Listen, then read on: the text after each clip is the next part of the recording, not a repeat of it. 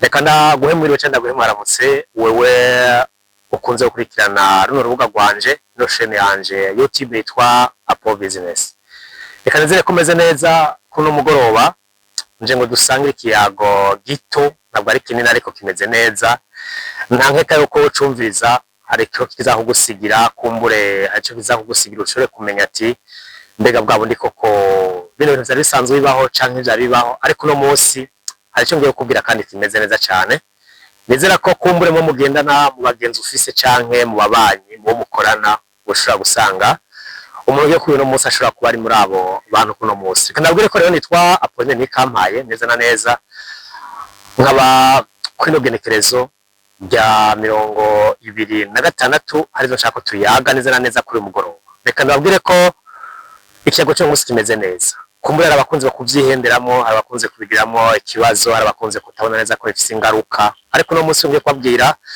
ikintu kimeze neza cyane kizaguha inyigisho cyane cyazosigarana mu buzima bwawe ugaheza ukamenya mbega none koko babantu Aponeri yambwira basanze bari bariho mbega warubazi cyane warubazi aricyo ngiye kubwira. Reka ndagwe ikaze rero.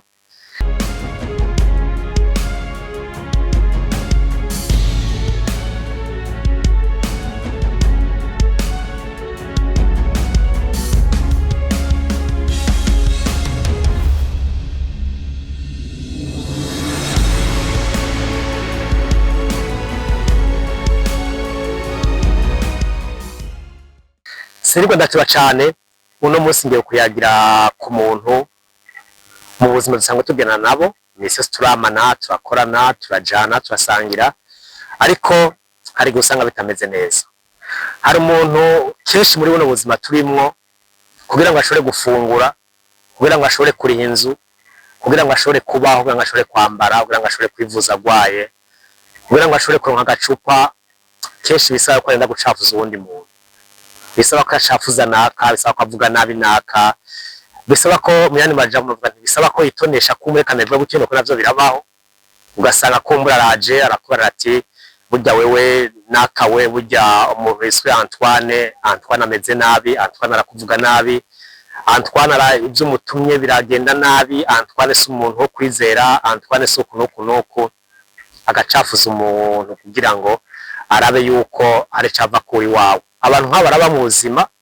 sinzi ko mubabona ariko je ndakunze kubabona cyo bituma bavuga ati ino video nzoyisangiza abakunzi urubuga rwanje abakunzi banje bankurikirana buri munsi ndazi ko bameze neza ndazi ko muri gora mugakurikirana ibikorwa byanje rero ndavuga nti abasanzwe bakurikirana urubuga rwanje rwa Apple Business nzobasangiza umuntu nk'uyu. Hari umuntu rero bariko ndababwira iwe yamabona ko ari wameze neza yamabona ko abandi baje bakora atari byo no muntu agomba kwerekana ko nta gacafa afise ameze neza nta gasembwa ntaco mucisha mu ijisho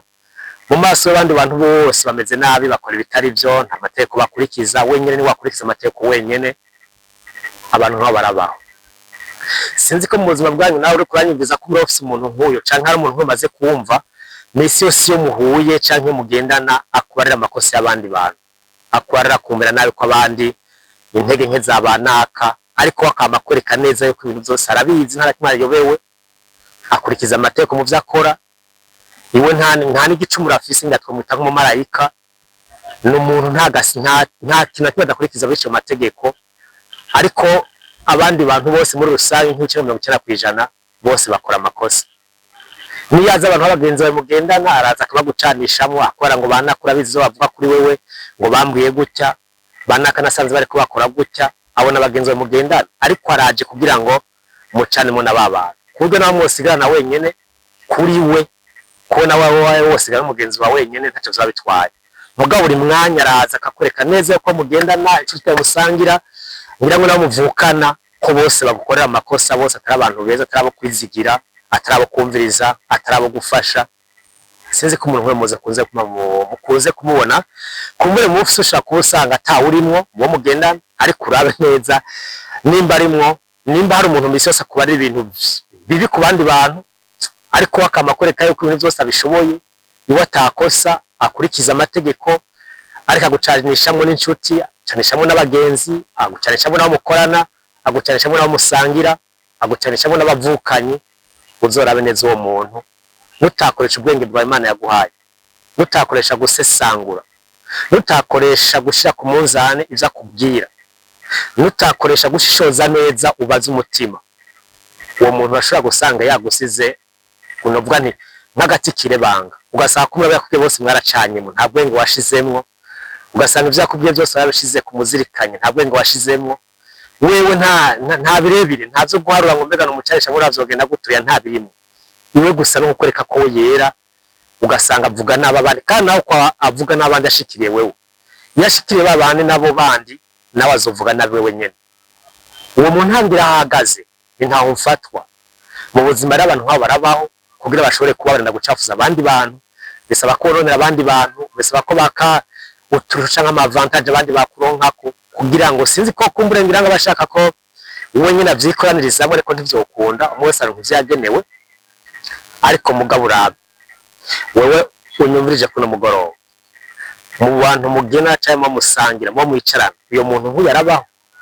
Hari umuntu misose yagushikiye kubera amakosa y'abandi bantu bose mu rusange mugendana, ariko akita umuntu yera